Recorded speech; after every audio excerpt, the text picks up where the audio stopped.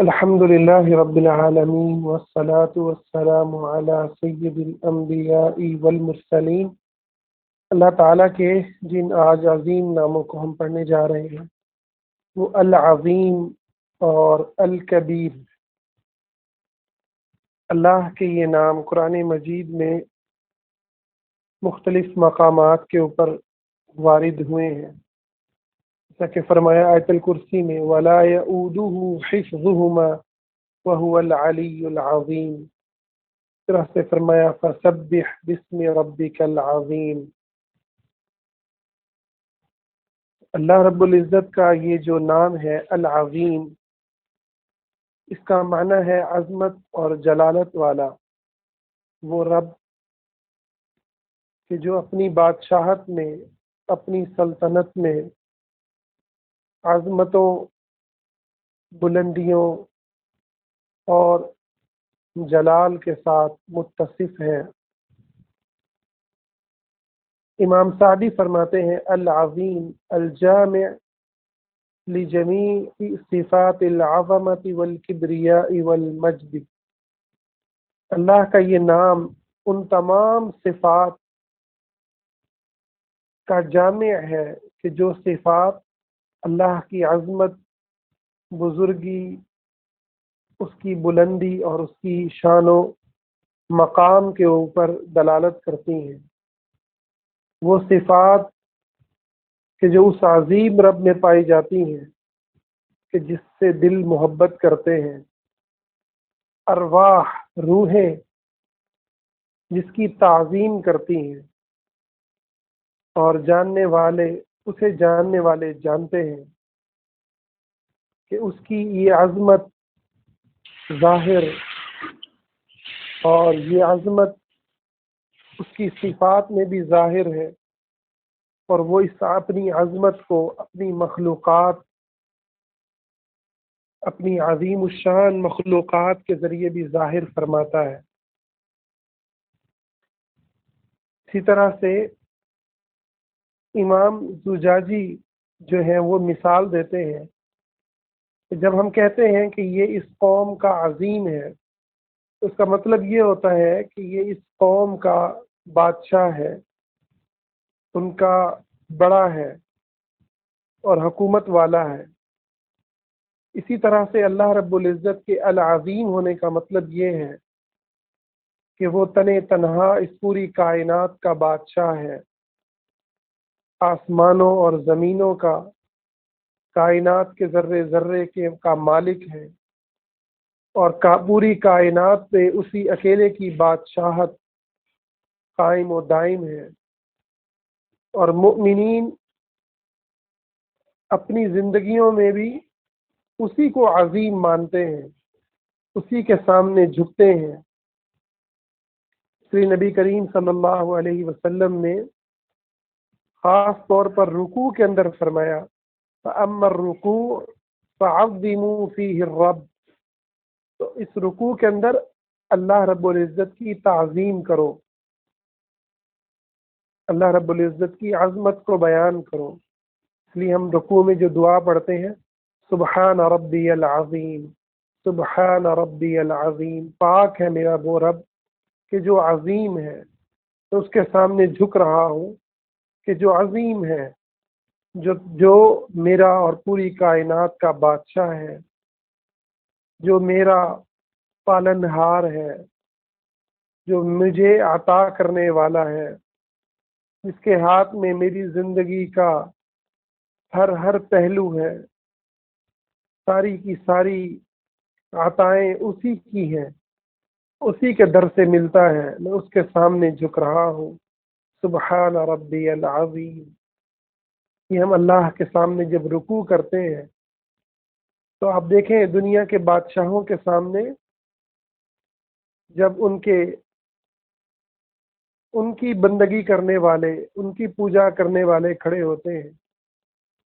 تو وہ ان کے سامنے جھک جاتے ہیں، کھڑے نہیں ہو پاتے۔ اگلے بندے کی قوت، مقام، مرتبہ، اس کو دیکھ کر ان لوگوں کا دل کہ جو ایمان سے خالی دل رکھتے ہیں وہ انسان اپنے آپ جھکتے چلے جاتے ہیں۔ ہمارے معاشروں میں تو سید زادے کو دیکھ لیں تو سید زادے کے سامنے رکوع کی حالت میں لوگ جو ہے جھک جاتے ہیں۔ اگر وہ یہ جانتے ہوں کہ یہ جس کے سامنے میں جھک رہا ہوں،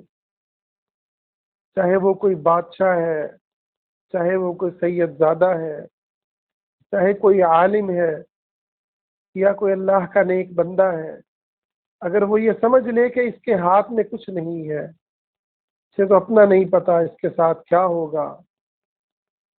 حضور علیہ الصلوۃ والسلام نے فرمایا اپنے بارے میں، اللہ اکبر، جن کو اللہ نے جنت کی بشارتیں دی اور جن کے جنت میں جانے میں کوئی شک نہیں، وہ فرماتے تھے کہ مجھے نہیں پتا میرے ساتھ کیا ہوگا، لا ادری ما یفعل بی ولا بکم، مجھے نہیں پتا میرے ساتھ اور تمہارے ساتھ کیا معاملہ کیا جائے گا۔ اللہ کی عظمت کو دیکھتے ہوئے، اس کی شان اور اس کے مقام کو دیکھتے ہوئے، انبیاء بھی اپنی کمزوری کا اعتراف کرتے ہیں، اپنے اللہ کے در کے فقیر ہونے کا اعتراف کرتے ہیں۔ پھر دنیا کے کسی بادشاہ کی، دنیا کے کسی خدائی کے دعوے کرنے والوں کی، علم الغیب کے دعوے داروں کی، اور گھر کے حالات اور جاننے اور ان کو بدل دینے کے دعوے رکھنے والے جادوگروں کے سامنے جھکنا، کاہنوں کے سامنے جھک جانا، طاقتور کے سامنے جھک جانا، وقت کے امریکہ کو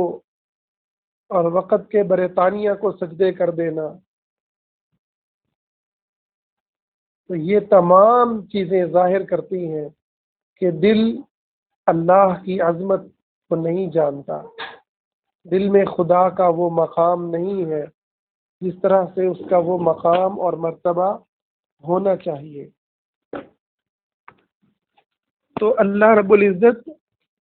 کا یہ جو مقام ہے العظیم،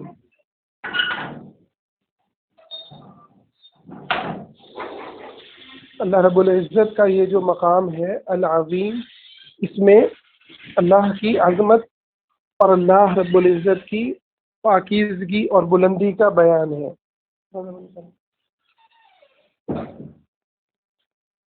نبی کریم صلی اللہ علیہ وسلم تکلیف کے اندر بھی آپ یہ دعا پڑھا کرتے تھے، لا الہ الا اللہ العظیم الحلیم، اللہ تیرے سوا کوئی الہ نہیں، تو ہی عظیم ہے، تو ہی حلیم ہے، لا الہ الا اللہ رب العرش العظیم، تیرے سوا کوئی الہ نہیں کہ تو رب عرش عظیم ہے، لا الہ الا اللہ، لا الہ الا اللہ، تیرے سوا کوئی الہ نہیں، رب السماوات و رب الارض و رب العرش الکریم، تو ہی آسمانوں کا، زمینوں کا اور عرش کریم کا رب ہے۔ تو جہاں باقی اللہ کی صفات کے اپنے ایک خصوصی معنی ہیں، وہاں یہاں اللہ کو عظیم کہنے کا معنی یہ ہے کہ اے میرے مالک،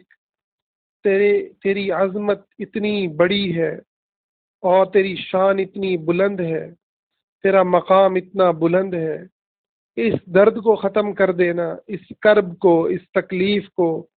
ختم کر دینا تیرے لیے کوئی معنی نہیں رکھتا۔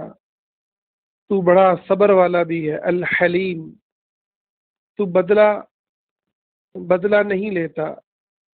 تو معاف کرتا ہے، رحم کرتا ہے، کرم کرتا ہے، انسانوں کی زیادتیوں پر، گناہوں پر صبر کرتا ہے، الحلیم ہے۔ تو اے اللہ میرے اس کرب کو، تکلیف کو دور فرما دے، میری اس مصیبت سے مجھے نجات دے دے۔ تو یہ اللہ کو العظیم کہنے کا معنی ہے۔ اسی طرح سے اللہ کا جو دوسرا نام ہے الکبیر،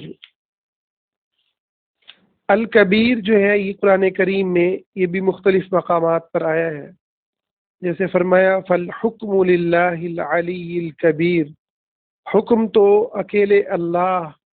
العلی الکبیر کا چلے گا، اور اسی طرح سے فرمایا وَهُوَ العلی الکبیر، کہ وہ اللہ العلی ہے، الکبیر ہے۔ الکبیر کا معنی امام خطابی ایسے کرتے ہیں، هو الموصوف بالجلال، وہ ذات ہے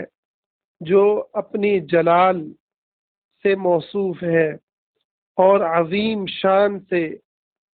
تو وہ ایسا بڑا ہے کہ اس کے سامنے ہر چھوٹا ہر بڑا،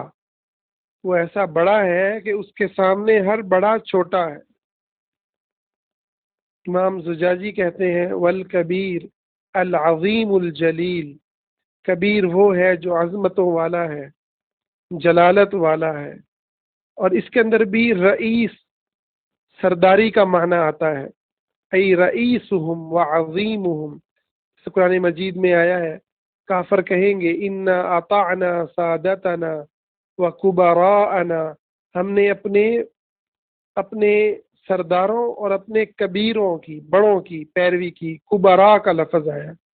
ٹھیک ہے، کبیر کی جو جمع ہے کبراء، وہ یہاں پر بیان ہوئی۔ اسی طرح سے امام سعدی نے بھی تقریباً یہی معنی بیان کیے ہیں۔ یہ دونوں الفاظ جو ہیں، دونوں نام،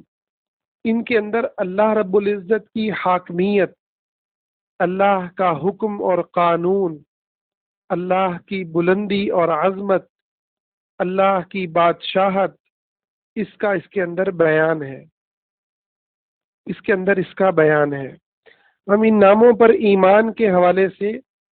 دیکھتے ہیں کہ ہماری زندگی میں ان کا کیا اثر ہونا چاہیے۔ تو اللہ رب العزت کو عظیم ماننے کا تقاضا یہ ہے کہ انسان اللہ رب العزت کی تعظیم کرے، اللہ کی عظمت کو جانے، عظمت کو پہچانے۔ حدیث میں آتا ہے، آپ صلی اللہ علیہ وسلم فرماتے ہیں، اللہ فرماتا ہے ان اللہ یقول، اللہ کہتا ہے، یعنی یہ حدیث قدسی ہے، الکبریاء ردائی یا ردائی، جو تکبر ہے وہ میری چادر ہے، والعظمت ازاری، اور جو عظمت ہے وہ میرا ازار ہے، فمن نازعنی واحدا منہما عذبتہ، جو مجھ سے اس میں کسی ایک کے معاملے میں بھی جھگڑے گا، یعنی وہ چاہے گا کہ وہ زمین میں متکبر بن جائے اور اس کی عظمت کے ڈنکے بجیں، تو میں اس کو ضرور عذاب دوں گا۔ تو اللہ کو عظیم مانے، صرف اللہ ہی کو عظیم مانے، اللہ کی کبریائی اور اس کی عظمت کے گن گائے۔ دنیا کے وہ خدا، وہ نظام اور وہ ظالم جو انا ربکم الاعلی کا دعویٰ کرتے ہیں، اپنی خدائی کا دعویٰ کرتے ہیں، اپنی کبریائی کا اعلان کرتے ہیں، دنیا پہ ہمارا حکم چلے گا، دنیا پہ تم ویسے رہو گے جیسے ہم چاہیں گے، وہ کھاؤ گے جو ہم چاہیں گے، تمہاری معیشت، تمہارا جینا مرنا، تمہارے اطوار، تمہاری سیاست، معاشرت، معیشت، سب کی سب ہمارے ہاتھ میں ہوگی۔ ایک مومن شخص اللہ کی عظمت کے گن گائے اور یاد کرے کہ دنیا کے ان بادشاہوں کو، دنیا کے ان نظاموں کو، دنیا میں ان شیطانی قوتوں کو اگر طاقت ملی بھی ہے تو یہ طاقت ایک آزمائش ہے، ختم ہو جانے والی ہے۔ امریکہ سے کہیں پہلے دنیا میں فارس کی حکومت تھی، ایرانیوں کا ڈنکا بجتا تھا، کیسر و کسریٰ کا نام تھا، شاہ ایران کا نام تھا، کمیونزم کا نام تھا، کمیونزم قصہ پارینہ ہوا، کیسر و کسریٰ کی بادشاہتیں تاریخ کا حصہ بنی، فارس کی بادشاہت زوال پذیر ہوئی، دنیا میں جنکیز خان اور اس کی اولاد تاتاری خوف اور دہشت کی علامت تھے، آخر وہ بھی تاریخ کا حصہ بنے، تاریخ کی کہانی بنے۔ اگر کوئی نام رہا تو اللہ کا اور اس کے مصطفیٰ کا، اہل بیت کا، اہل ایمان کا، صحابہ اطہار کا، اور اللہ کے راستے میں کھڑے ہونے والوں کا، چاہے انہیں دنیا میں شہید کر دیا گیا، انہیں خندقوں میں پھینک دیا گیا اصحاب الاخدود کی طرح، وہ غاروں میں جا چھپے اصحاب کہف کی طرح، ہجرتوں پہ مجبور ہوئے، علاقوں سے در بدر ہوئے، مگر اللہ نے اگر نام زندہ رکھا، اگر اللہ نے مقام زندہ رکھا تو انہی لوگوں کا رکھا۔ دنیا کی بڑی بڑی قوتیں جو کہا کرتی تھیں ہم سے عظیم کون ہوگا، من اشد منا قوہ، ہم سے طاقتور کون ہوگا، وفرعون ذی الاوتاد، کیلوں والا فرعون جو اپنے مخالفوں کو جب سزا دیتا، قتل کرتا تو اس سے پہلے ان کے ہاتھ اور پاؤں میں کیلیں گاڑ دیتا، وہ عذاب دینے والا شدید، ان طاقتور فوجوں والا۔ اللہ نے کہا فَأَخْرَجْنَاهُمْ مِنْ جَنَّاتٍ وَعُيُونٍ، ہم نے ان کو ان کے چشموں سے، ان کے باغوں سے نکال دیا، لا کے غرق کر دیا۔ كَذَلِكَ وَأَوْرَثْنَا الْقَوْمَ الْآخَرِينَ، ہم نے دوسری قوم کو ان کا وارث بنایا، مظلوموں کو طاقتور کر دیا، مظلوموں کی مدد فرمائی، بے کسوں کو غالب کر دیا، ڈرنے والوں کو زمین پہ حاکم کر دیا، اور جو ظالم تھے، جو ظلم ڈھانے والے تھے، جو اپنی خدائی کے دعوے کرنے والے تھے، انہیں اللہ نے قیامت تک کے لیے عبرت بنا دیا۔ تو اللہ کی عظمت کا پھر تقاضا یہ ہے کہ انسان کسی سے نہ ڈرے، معاشرے سے، کلچر سے، کسی طاقتور سے۔ یقیناً ہر ایک کا انسان کے اوپر اثر ہوتا ہے، بطور انسان، انسان ایک کمزور مخلوق ہے۔ اللہ نے اپنے نبی موسیٰ علیہ السلام کا بھی ذکر کیا تو فرمایا فَخَرَجَ مِنْهَا خَائِفًا يَتَرَقَّبُ، جب بادشاہوں نے حکم دیا کہ قتل کر دو موسیٰ کو علیہ السلام، تو موسیٰ علیہ السلام ڈرے ہوئے، کانپتے ہوئے نکلے، کانپتے ہوئے نکلے۔ خوف کا اثر انسان پر ہوتا ہے، اور خوف، اللہ سے ہمیشہ عافیت ہی مانگنی چاہیے، اللہ سے ہمیشہ عافیت مانگنی چاہیے، مگر خوف کا یہ اثر اہل ایمان پر زیادہ دیر نہیں رہتا، پھر وہ واپس پلٹتے ہیں۔ انما ذالکم الشیطان، یہ شیطان ہے، یخوف اولیاءہ، اپنے دوستوں سے ڈراتا ہے، اپنے لشکروں سے ڈراتا ہے،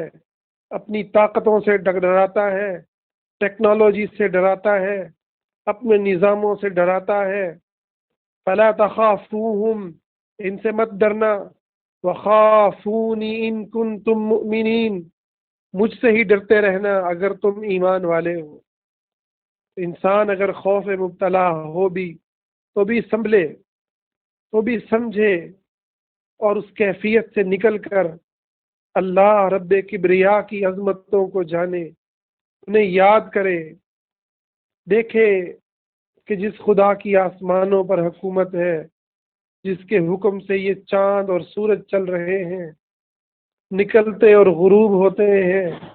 ظاہر اور غائب ہوتے ہیں، وہ اللہ ہے۔ ذالکم اللہ ربکم، یہ ہے تمہارا رب، جس کے سوا کوئی معبود نہیں، جس کے سوا کوئی الہ نہیں، اسی کی بندگی کرو، فاعبدوہ۔ ایک تقاضا یہ ہے کہ انسان اللہ رب العزت کی عظمت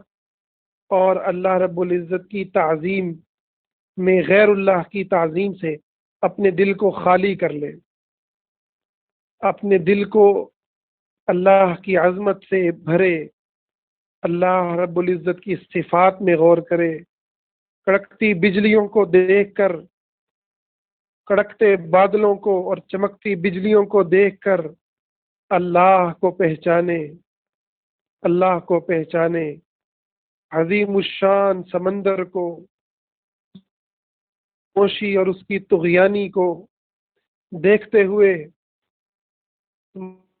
سے ہوئے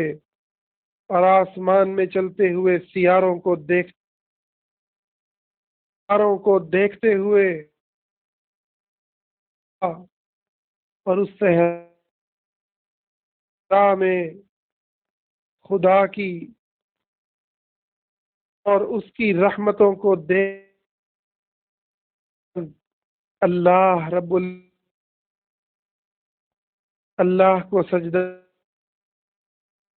عزت کے ساتھ شرک سے انکار کر دے۔ جو بھی شرک کرے، انسان کے دل میں یہ پیدا ہو کہ یہ اللہ کی تعظیم سے کتنا غافل ہے، اللہ کے مقام سے اور اس کی پہچان سے کس قدر جاہل ہے۔ اس لیے فرمایا ما لکم لا ترجون للہ وقارا، تمہیں کیا ہے شرک کرنے والوں، تم اللہ کے وقار کا خیال کیوں نہیں کرتے؟ وما قدر اللہ حق قدری، ان ظالموں نے اللہ کی ویسے عزت نہیں کی، تعظیم نہیں کی جیسے اللہ کی تعظیم کرنی چاہیے تھی۔ ایک نقطہ تو یہ ہے کہ اللہ رب العزت کی تعظیم کی جائے، دوسری بات یہ ہے اللہ کے حکموں کی بھی تعظیم کی جائے۔ اللہ نے فرمایا فلا وربک لا یؤمنون، تیرے رب کی قسم یہ مؤمن نہیں ہو سکتے حتی یحکموک فیما شجر بینہم، یہاں تک کہ یہ آپ کو اپنے فیصلوں کے درمیان حاکم نہ مان لیں، ثم لا یجدوا فی انفسہم حرجا مما قضیت، پھر اپنے دل میں تنگی بھی محسوس نہ کریں آپ کے فیصلوں سے، وَيُسَلِّمُوا تسلیما، اور سر تسلیم خم کر دیں۔ تو اللہ رب العزت کی تعظیم میں اللہ کی نازل کردہ شریعت کی تعظیم بھی شامل ہے۔ یہ سمجھنا کہ آج کے زمانوں میں شریعت سے معیشت نہیں چلائی جا سکتی، سیاست نہیں چلائی جا سکتی، انسانی ضروریات پوری نہیں ہو سکتی، یہ اللہ کی تعظیم کے اندر تعظیم کا انکار کرنا ہے، اللہ کے اس نام کا انکار کرنا ہے۔ اللہ رب العزت ایسا عظیم ہے کہ اس نے ایسی عظیم شریعت نازل فرمائی جو ایک گھر، ایک معاشرے، ایک ریاست، بلکہ ساری کی ساری زمین کو کی ہدایت اور رہنمائی کے لیے کافی ہے، اور یہ اکیلی یہی تہذیب ہے، یہی نظام سیاست ہے، یہی نظام معیشت ہے کہ جس میں انسانوں کی فلاح و کامیابی ہے۔ اس کے سوا ہر نظام، ہر تہذیب، ہر کلچر، ہر سیاست، ہر معیشت وہ باطل ہے۔ یہ اللہ کی تعظیم کا تقاضا ہے، یہ ایمان رکھا جائے۔ اسی طرح سے اللہ کی تعظیم میں اللہ کے شعائر اور اللہ رب العزت کی نے جن چیزوں کو اسلام کی علامت قرار دیا، اسلام کا شعیرہ قرار دیا، ان کی تعظیم کی جائے۔ اللہ رب العزت فرماتا ہے ذَلِكَ وَمَن يُعَظِّمْ حُرُمَاتِ اللَّهِ فَهُوَ خَيْرٌ لَهُ عِندَ رَبِّهِ، جو اللہ کی حرمات کی تعظیم کرتا ہے، شعائر اللہ کی تعظیم کرتا ہے، تو یہ اللہ کے ہاں یہ شخص بہت بہتر ہے۔ اور فرمایا ذَلِكَ وَمَن يُعَظِّمْ شَعَائِرَ اللَّهِ فَإِنَّهَا مِن تَقْوَى الْقُلُوبِ، اللہ کے شعائر کی تعظیم کرنا یہ دلوں کے تقوی میں سے ہے۔ اب دیکھیے رمضان المبارک کے اختتام پر نماز عید یہ اللہ کے شعائر میں سے ہے، اور ہم اس کا احترام نہیں کرتے۔ عید کی نماز کے اندر بڑے اجتماعات کا انعقاد کرنا یہ سلف صالحین کا طریقہ ہے، سنت کا طریقہ ہے۔ ہر مسجد میں عید کا انتظام یہ درست نہیں ہے، اور صرف یہ کہ بڑے اجتماعات کرنا صرف اتنا ہی نہیں بلکہ کھلے میدانوں میں عید کو پڑھنا یہ مسنون ہے، اور عید کے اندر عورتوں کا بھی شامل ہونا آدمیوں کے ساتھ عورتوں کا بھی عید گاہ میں جانا کہ اللہ رب العزت کے شعائر میں سے ہے، اس کا اہتمام کیا جائے۔ عید کی نماز تو بے شک ایک نفلی نماز ہے، مگر اس کی اس لحاظ سے ایک بڑی اہمیت ہے کہ یہ اسلام کی پہچان ہے، اسلام کی پہچان ہے۔ آج ہم نے بدعتی رسومات کو تو ایجاد کر لیا ہے، اس پر پیسے بھی خرچ ہوتے ہیں، اس کے لیے محنتیں اور قربانیاں بھی دی جاتی ہیں، مگر اللہ کے وہ شعائر جو اللہ نے نازل فرمایا آسمانوں سے، اس کی تعظیم ہم نہیں کرتے، اس کی تعظیم نہیں کرتے۔ کیا دنیا کے کسی بھی مسلک کا بندہ ہو، ان کی بیویاں بچیاں سب کی سب شادی حالوں میں موجود ہوں گی، بازاروں میں جائیں گی، جو کہ غلط نہیں ہے اگر شرعی حدود کی پابندی کی جائے، مگر اللہ کی مسجدوں میں آنے کے وقت ان کو پتہ نہیں کیا موت پڑتی ہے۔ نبی کریم صلی اللہ علیہ وسلم کی حدیثیں ہیں، آپ صلی اللہ علیہ وسلم کیا فرمان ہے، اللہ کی بندیوں کو اللہ کی مسجدوں سے مت روکو، ان مسجدوں پر جتنا مردوں کا حق ہے اتنا ہی عورتوں کا حق ہے۔ تو یہ جو یہاں ہمارے کلچر میں مردانگی کی جو تہذیب ہے، اس نے اسلام کی تہذیب کا چہرہ بگاڑ کر رکھ دیا ہے۔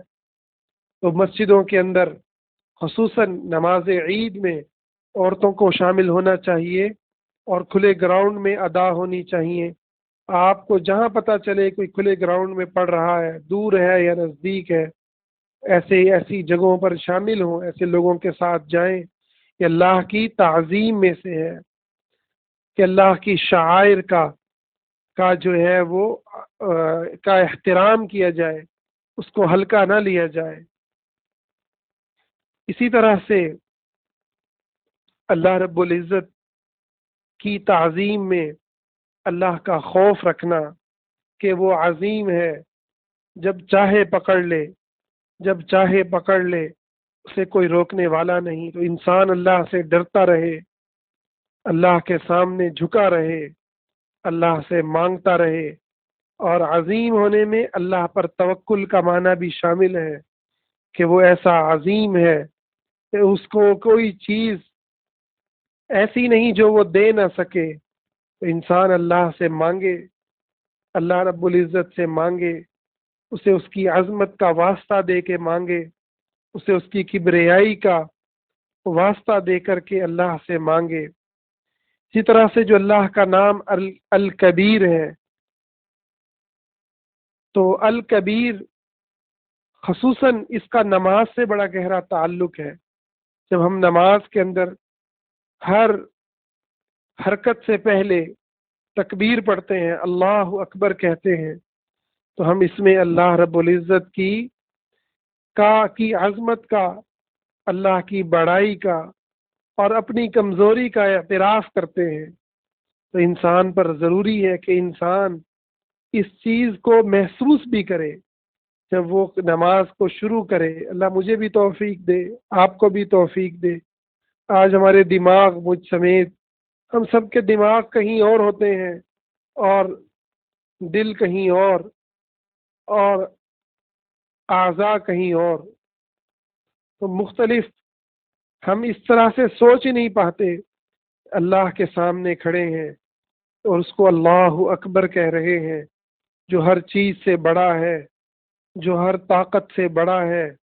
ہر قوت سے طاقتور ہے، ہر قوی سے زیادہ قوی ہے، ہر بڑے سے زیادہ بڑا ہے، سارے کے سارے بڑے اس کے سامنے چھوٹے ہیں، سارے کے سارے طاقتور اس کے سامنے ایک مچھر کے پر کی حیثیت نہیں رکھتے۔ جب چاہے جیسے چاہے وہ پکڑ لے، اس سے کوئی بچانے والا نہیں، اس کا حکم غالب ہو کر کے رہتا ہے۔ تو جب ہم تکبیر پڑھتے ہیں تو ہم شیطان کا راستہ بھی بند کر دیتے ہیں، کیونکہ جب ہم نماز کو شروع کرتے ہیں تو ہم اللہ کی کبریائی کا جب اعلان کرتے ہیں تو گویا ہم شیطان کو ذلیل و رسوا کر دیتے ہیں۔ اس کے بارے میں، وہ جو اپنے بارے میں سمجھتا ہے کہ میں بڑی چیز ہوں، ہم اس کی کبریائی کو توڑ دیتے ہیں، تکبر کو پاش پاش کر دیتے ہیں۔ اسی طرح سے تمام عبادات میں تکبیر آپ کو بہت زیادہ ملے گی، بہت زیادہ ملے گی، حج میں اور باقی تمام عبادات میں، خصوصاً نماز جو کہ عبادات کی جان ہے، اس میں آپ کو دیکھیں تکبیر بہت زیادہ ملے گی۔ تو اللہ رب العزت کی کبریائی، اللہ کی تعظیم، یہ ایمان کا وہ حصہ ہے، ایمان کی وہ تعمیر کرتا ہے جو انسان کو شیطانوں کے سامنے، کفر کے سامنے، ظالموں کے سامنے، چاہے وہ ظلم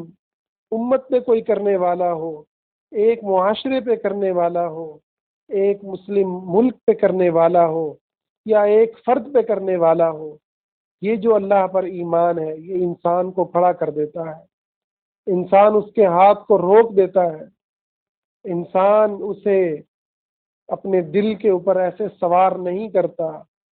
کہ اس کے بغیر تو میری زندگی نہیں ہے، کیونکہ وہ سمجھتا ہے، مرد ہو یا عورت، وہ یہ سمجھتا ہے اور سمجھتی ہے کبریائی، بلندی اور تعظیم صرف ایک خدا کی ہے، صرف ایک خدا کی ہے۔ اب اگر کوئی اپنے خاندان کی ڈنکے بجائے، اپنی انا کے ڈنکے بجائے، حقیقت میں وہ خود اپنے آپ کو ذلیل کر رہا ہے۔ تکبر کرنے والا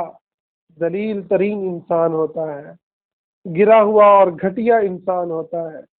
جو انسان اپنے گند کو اپنے ہاتھوں سے صاف کرنے پر مجبور ہے، جو کھاتا ہے وہ ایک گند کی شکل میں نکلتا ہے، جو انسان اپنی سانسیں لینے کے لیے خدا کی رحمت کا مجبور ہے، دل کو دھڑکانے کے لیے اس کے پاس کوئی ٹیکنالوجی نہیں، گردوں کے نظام چلانے کے لیے کوئی ٹیکنالوجی نہیں، پھیپھڑوں کی بقا کے لیے اس کے پاس کوئی سسٹم نہیں، کورونا کا وائرس پھیپھڑا کھا جاتا ہے اور یہ جوان موت کے منہ میں جا گرتا ہے۔ وہ انسان تکبر کرے اپنے خاندان کی بنیاد پر، رنگ اور نسل کی بنیاد پر، قوم کی بنیاد پر، وطن کی بنیاد پر، ایسا انسان کس قدر جاہل ہے۔ تکبر صرف ایک خدا کو روا ہے کہ جو آسمانوں اور زمینوں اور ان کے درمیان جو کچھ ہے اس سب کا بادشاہ اور سارے بادشاہوں کا بادشاہ ہے، تنے تنہا مالک ہے، العزیز ہے، غالب ہے، القہار، الجبار ہے، جو چاہے کر گزرے اسے کوئی روکنے والا نہیں،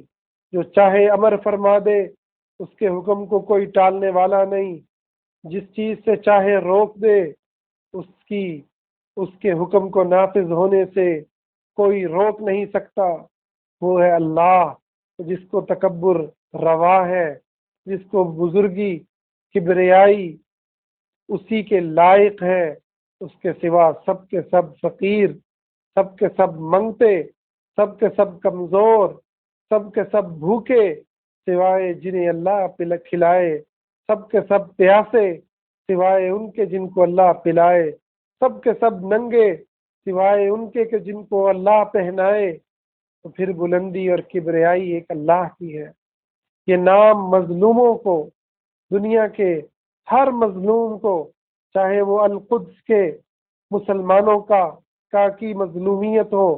کشمیر کے مسلمانوں کی مظلومیت ہو، یا کلچر کے اندر ستائے ہوئے عورتوں اور بچوں کی مظلومیت ہو، کسی بھی پہلو سے کوئی بھی کسی پہ ظلم ڈھا رہا ہو، یہ آیت مظلوموں کی، یہ نام اللہ کے مظلوموں کی آس ہے، مظلوموں کی امید ہے، مظلوموں کی طاقت ہے۔ یہاں سے طاقت ملتی ہے، یہاں سے وہ قوت ملتی ہے جو آپ کو کھڑا کر دیتی ہے، جو آپ کو آپ کا حق لینے پہ کھڑا کر دیتی ہے۔ وراثت میں اگر بھائی نے حق نہیں دیا،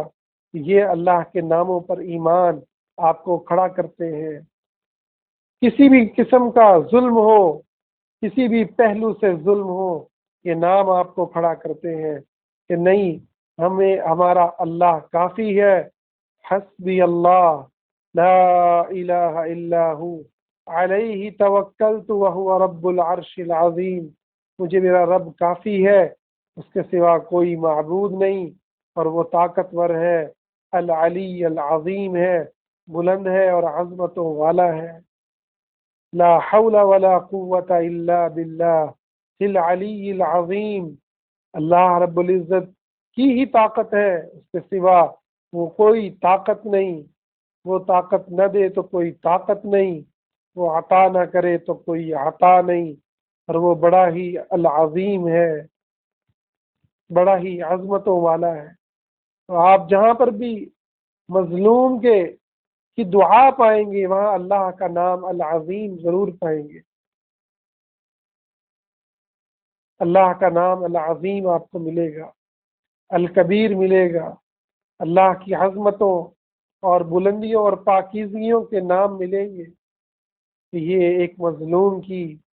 आस है, एक मजलूम का सहारा है। अल्लाह से दुआ है, अल्लाह हमें इन नामों पर सच्चा ईमान नसीब फरमाए, सच्चे ईमान के साथ जिंदा रखे और सच्चे ईमान के साथ उठाए। आमीन या रब्बल आलमीन।